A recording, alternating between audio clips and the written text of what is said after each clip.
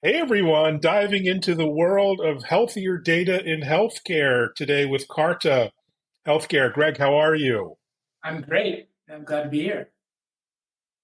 Glad to have you here. Really excited for this chat. You're a longtime healthcare thought leader and technologist at Carta Healthcare. Maybe introduce yourself, a little bit about your really fascinating background and bio, and what's the mission at Carta?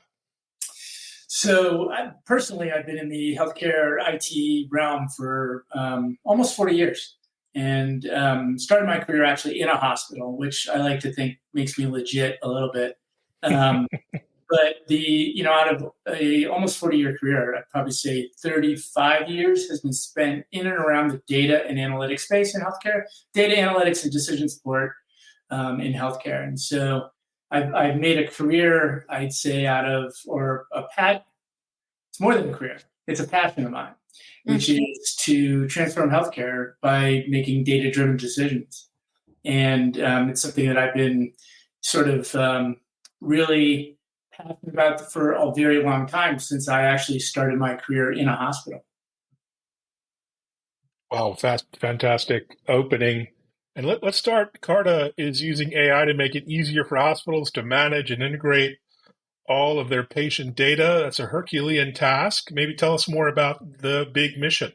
Yeah, let me back up a little bit before I talk about Carta and just talk about the challenges in the industry. The if you really think about it, in other industries, data is gold, and data drives decision making. Data provides the information for transforming industries, businesses, improving things, and so on. And so I would say, starting with the data, right? Data is the single most important ingredient for transforming healthcare. Without the data, you can't have Mm. visibility into what's actually happening. And so when you think about data in healthcare, obviously over the last 15 years or so, right, we've digitized through electronic health records and so on. Well, there have always been departmental systems like lab systems and cardiology systems and so on that have collected data. But only in the last 15 years or so has the data set become much more rich. One of the challenges with data that's in the EHR in particular is that 80% of the data is in unstructured notes. And when you think about trying to pull the data, pull the insight out of unstructured notes, where it's kind of a free-for-all in terms of it's just pure text, it makes it very difficult to really understand what the data is and what it might be telling you. And so when it comes to having pristine, super high quality data, what health systems do is they employ what are called clinical data abstractors. And clinical data abstractors, their role is to really comb through the data and pull out really important and relevant information for then populating something that are called clinical registries. And clinical registries are used for mostly quality and process improvement efforts and accreditation. There's some regulatory compliance things, or registries specifically, and that type of thing. And so the challenge is that you literally, quite honestly, this is what happens all day if you're a clinical data abstractor. You have some screen up here called the electronic health record, and that EHR could be Epic, Cerner, Meditech, doesn't really matter, right? Or some other departmental system. And over here on this screen, they literally have a system, a registry system that they're entering data into that has been built on Windows 95, and it's incredibly antiquated with a user interface that would make you cry. And so all day long, this is what abstractors do. They're going to this screen, they're combing through the notes, looking through the data, and then they're going over here and they're entering the data in. And these registry questions are, depending upon the registry, whether, could be cardiovascular, could be stroke, could be oncology. One registry could have 50 questions, another could have 350 questions. So they're very complex, very intricate, and very detail-oriented clinical questions that it requires the intelligence of a clinician to be able to, in the EHR, ascertain, here's the question in the registry. I need to find the data here in the unstructured notes to populate the registry. It's a really hard job. And fortunately, in today's world, it's largely manual in that process. It requires that human to actually do all the work. And so, we've been specifically in the automation of clinical data abstraction business, I would say, if you want to call it a business, for since 2016. And really where we got started was, it was based on a project. Our founder, Matt Hollingsworth, he was an MBA candidate at Stanford, and he was on a project at Stanford Children's Hospital they were trying to understand supply utilization in the OR. And essentially what the challenge they had was they needed to come through lots of different data sources to pull out the data. And this process took 18 months. And by the time you get to 18 months, you kind of forgot what the question was you were going to ask. And data becomes stale and irrelevant. And so Matt, he was a computer science major as well. And he wrote an algorithm to automatically abstract the data for this specific project around OR utilization. And the principal investigator on the project saw what he was doing and thought this was brilliant and could see lots of other places that they could apply the technology. And that really led to the challenge of clinical data abstraction. And so back in the day, way before sort of AI was what it is today and the hype and the buzz, we were applying the AI and machine learning to this problem. Fast forward, and I would say, going way back, well, each of those projects was successful at Stanford Children's and then a bunch of other customers. I would say it was difficult to scale data science projects in a big way because every implementation was kind of unique to that data set and the problem that it was trying to solve for. Fast forward to, a year ago or so, it's really about a year ago when, generative AI and large language models became commercially viable for a company like Carta to use or to leverage. That was a game changer, absolute game changer for us, because when you think about what an LLM is specifically designed to do, it's designed to work against unstructured data. And when you think about the problem in the EHR over here, where the abstractor is trying to read through all the clinical notes that are abbreviated and non-standard, I think that's an important thing. It's an ideal marriage of the technology and the problem of clinical data abstraction. So today, we work with we work with hospitals that are standalone community hospitals, all the way up to large multi-state, multi-entity health systems like a Common Spirit or a LifePoint, as an example. I think the reality is the challenge of clinical data abstraction exists in every single hospital everywhere. They don't always participate in all the registries, but they do participate in some. Some they have to for compliance reasons. But it's a challenge that is universal. And so at the end of the day, going back to where I kind of started, which is, and where I've spent my career around data and analytics, trying to use data to drive improvement and drive transformation in healthcare, having the highest quality, most pristine data is paramount. And being able to apply technology like AI to the challenge of abstracting that data is a marriage made in heaven. Well, absolutely. Greg, thank you so much for both our overview of the challenges in healthcare in the specific area of managing data and data abstraction. It's quite mind-boggling how manual and unscalable that process used to be, and I guess still is in some places. Thank you for a review of your technology.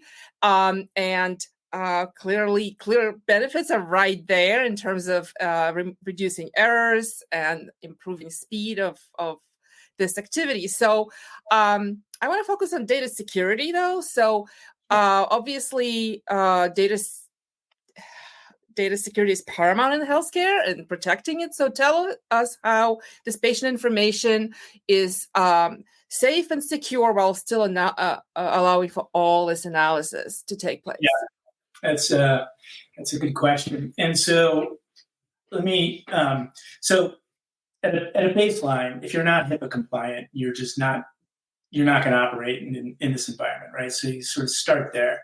But when you think about AI, and the average person who is using things like ChatGPT, every time they make a query or a prompt into ChatGPT, that's going out into a public cloud.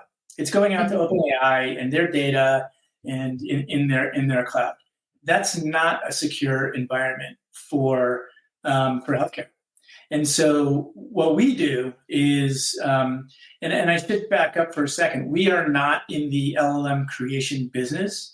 There's lots of companies out there that are developing great models with open APIs that you can access and leverage. And so we have built our platform on AWS, the Bedrock, AWS Bedrock, and we can create a private cloud for every single customer. So it's only when they make a query, if you will, through Carta Healthcare to the data set, it's all within a private environment. So all of our customers, it's not a true multi-tenant environment.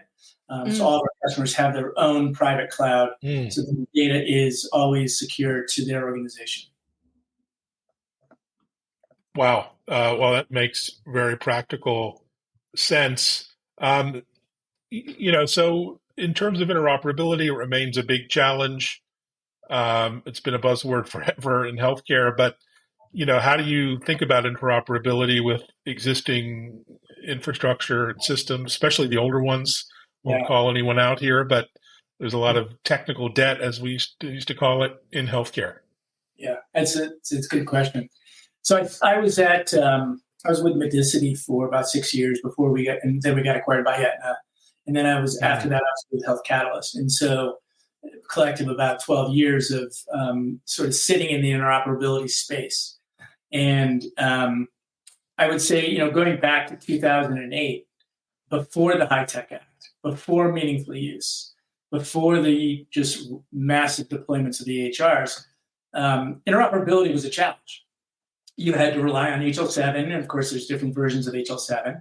A lot of data, if you will, was being I'd say communicated via fax and that type of thing. So it made interoperability very difficult.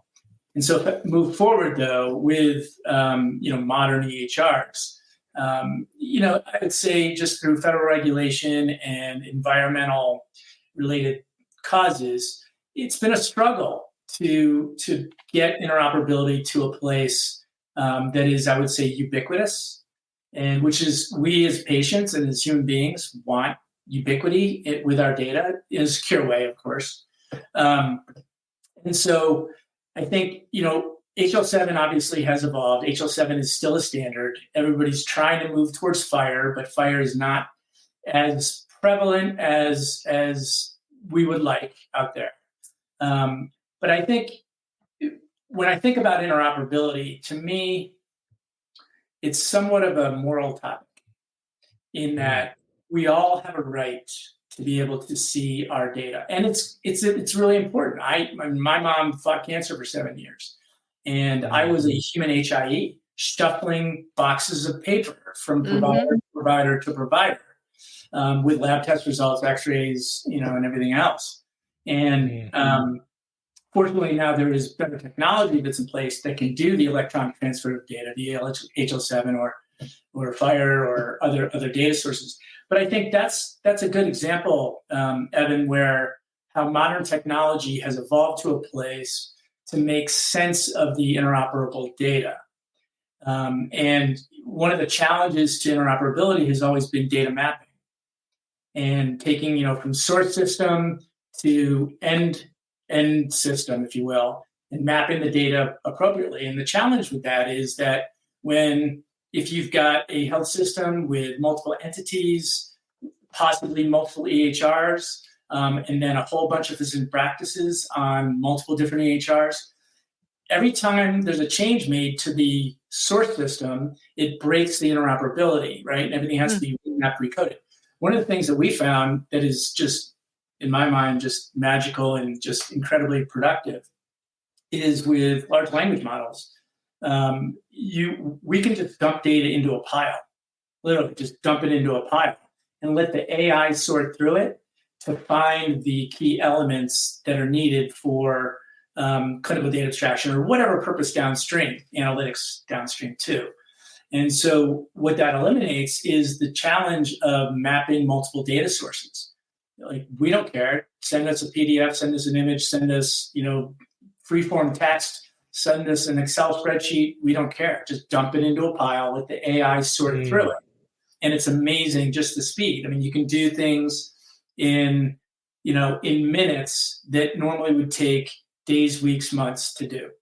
So that's a positive, I think, for the topic of interoperability. It's going to take some time for it to work its way through the health system, but I see a lot of possibilities.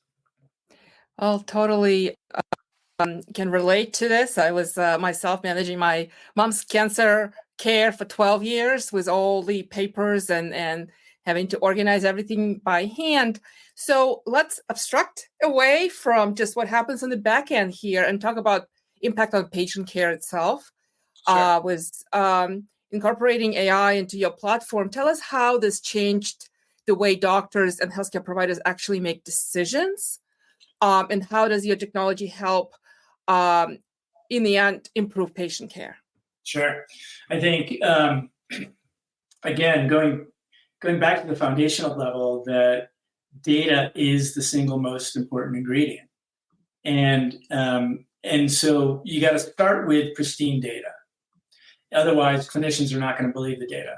And they're going to find all reasons why, well, that's different, that's not how I do it, those types of things.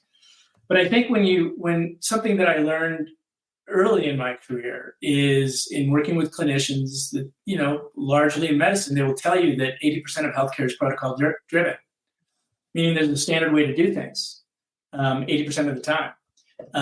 However, when you look at the US healthcare system, 30 to 40% of healthcare spend is waste, right? It's doing things, and I watched this with my mom fighting cancer, right? I'd go to one appointment with, because she had both ovarian cancer and breast cancer, so we had lots of different providers involved. You go to one provider visit, and there's a lab test result on a Thursday, then she has to go to another visit on a Friday, and the doctor says, no, I need to rerun that test because I just need to make sure.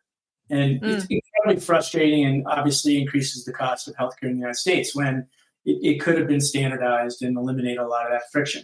And so in order to really, affect the actual care patients are receiving downstream, you need to amass a large volume of data to really understand what the trends are, the patterns, and so on, and use analytics to be able to dive into that data and make sense of it all.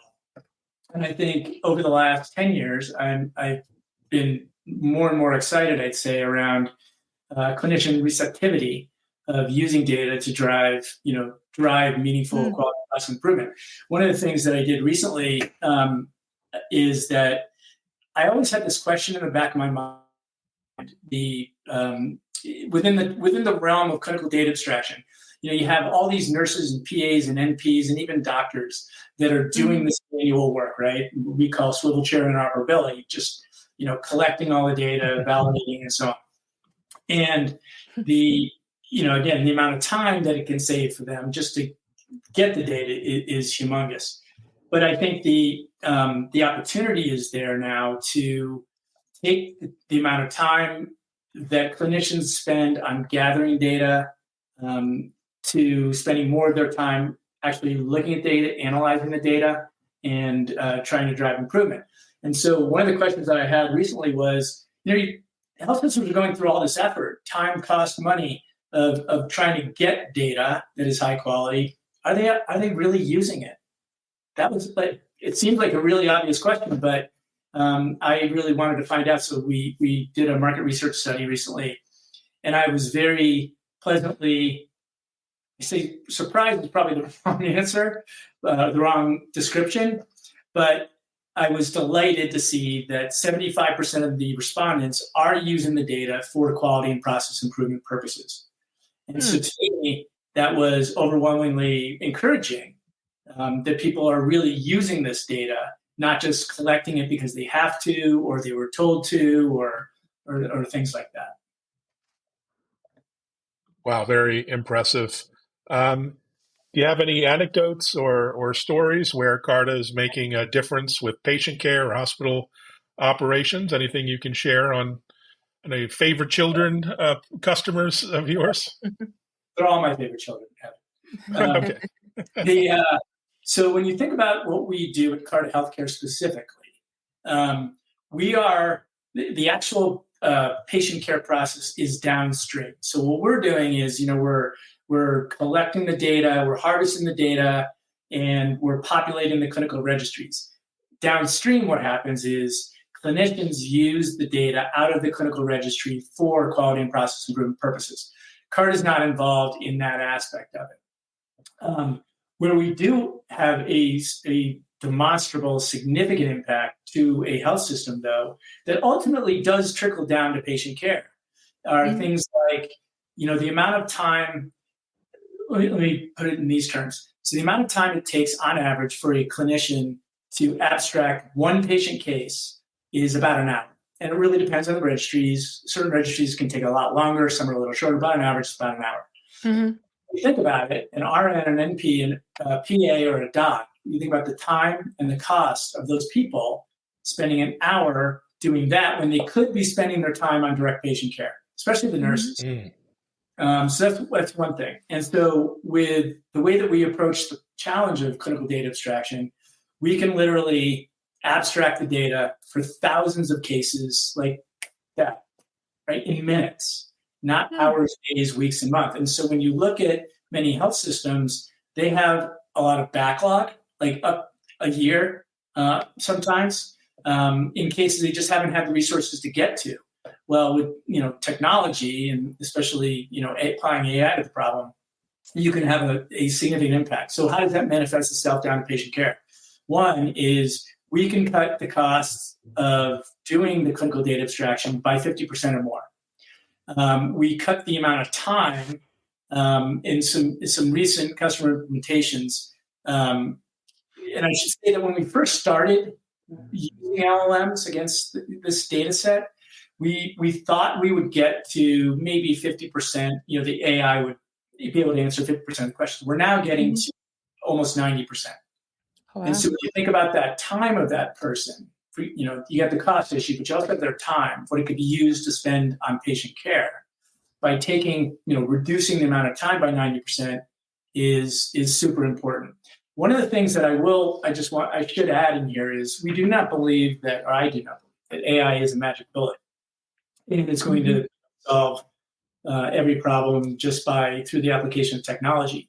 When it comes to things like clinical data abstraction, there is a need, I would say, to be a human in the loop, meaning having a clinician with knowledge of that and a subject matter expert to be able to validate what the AI has come up with.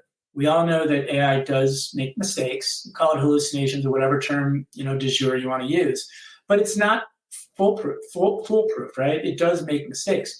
So we are proponents of, in the end, we don't believe that AI alone can solve the problem, nor do we believe that humans alone can solve the problem. But when you put the two together, it's really powerful. And so with the way that we work with our clients is, the technology does what it can do, and then the clinician validates the question, that the AI came up with the right answer. But they'll only validate it if they're provided with the right evidence or a specific registry question. And so we bake that into our platform as well, all the evidence behind every single registry question. So it ultimately, it reduces the amount of time, frees up clinicians to spend time doing other things that are more patient care related. It also dramatically reduces the cost of abstraction. And then there's a third metric that is important in the realm of clinical data abstraction. It's something called inter-rater reliability. And or IRR. And IRR refers to the quality of the data. And so it's essentially abstractors, abstract a series of cases, and then let's say 5 are chosen randomly, and then another abstractor abstracts the exact same cases to see if you come up with the right answer. And so, on average, a good metric for most hospitals is getting to 90% IRR. and we are consistently at about 99% IRR. Oh, And wow. so, you can extract the data faster at a lower cost, but if it's not high quality data, you're not going to be able to use it. So the quality is something we're very focused on as well. So you're hitting all three of those important metrics. Well, with Carta Healthcare getting already so much benefit to the healthcare, delivering so much benefit to healthcare, what is next as we close this conversation? What is next for Carta Healthcare? What is next personally for you? Any events, anything that's exciting you want to share? Good question. I would say when we look at our customers and thinking about the industry and where it's heading or where it needs to head, we get a lot of requests from our customers for analytics around the registries themselves. And while every health system everywhere pretty much has their own data warehouses or multiple data warehouses, they could have Health Catalyst, they could have Innovation, they could have all kinds of different platforms. Largely, the data that is abstracted for registry purposes is not in those data warehouses. And so being able to feed the analytic environments with the data that we are abstracting is a huge push from our customers. And then also there are specialized analytics around the registries themselves for quality and process improvement purposes that we are getting asked to develop. So probably for Carta Healthcare, our next big push is going to be in the analytics space. Fantastic. Well, what about you personally? Do you have any meetings or get-togethers as we head into the busy fall season? It's conference season coming up. So there's a lot of that, health and downstream, Chime and Vibe and all that heading into the winter. But we have a lot of demand, I'm on the road a lot, meeting with customers and partners and folks like that. And so it's a really exciting time. I'm not a AI doomsayer, and I am, having been in this business for so long, and I sometimes get very frustrated, Evan, that things don't happen faster in healthcare. We all know that healthcare tends to lag other industries, but AI is all around us every day in our everyday lives. And if we're comfortable in our everyday lives, then we should be able to apply it to healthcare too. And so I'm bullish. Well said, and such an important mission. You're doing great work, and onwards and upwards. Congratulations on that. Hope to meet you next time you're in Boston or one of the many events around the country. Thanks, Greg, for joining. Appreciate it. Thanks again. Great to meet you guys. Thanks, and thanks everyone for listening and watching, and look forward to next time. Take care, everyone. Bye-bye. Bye.